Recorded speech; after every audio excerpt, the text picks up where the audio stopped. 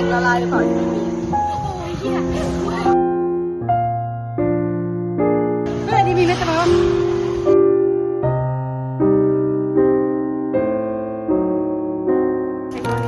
ใส่ไปเลยใส่ไปเลยเปิดแล้วใช่ไหมกูรู้พอยังพอแล้วมากคนอื่นต่อ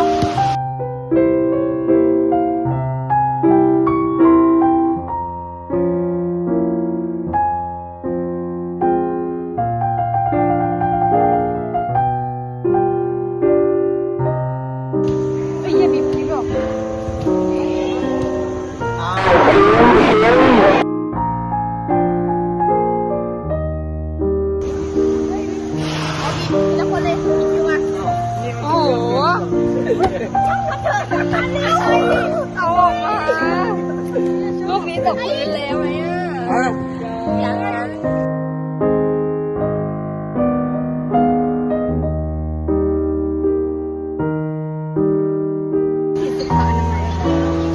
ถูกสุขะทำไมถูกจับผิดเลยอันนั้นเกี่ยวอะไรไอ้กล่องนี้น้ำฟรี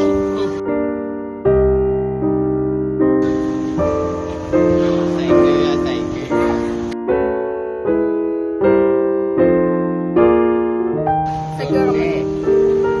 นึกว่าทีทั้งหมดสักเรื่องนี้มันเขียนไว้ว่ากันจริง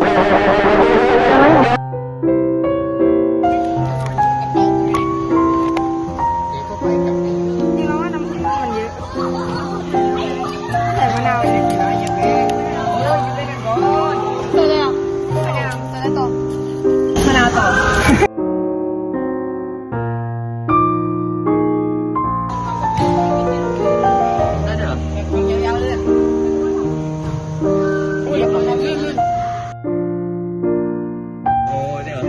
น้ำผึ้งเปรี้ยวก่อน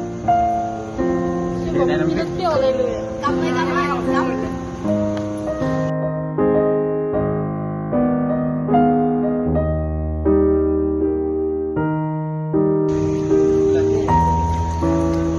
ใส่ครึ่งแก้วมันยังมีน้ำแก้วมันจะจืดเกิน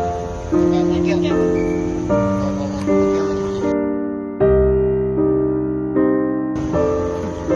น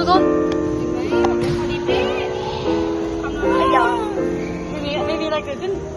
ต้องเต้นไหม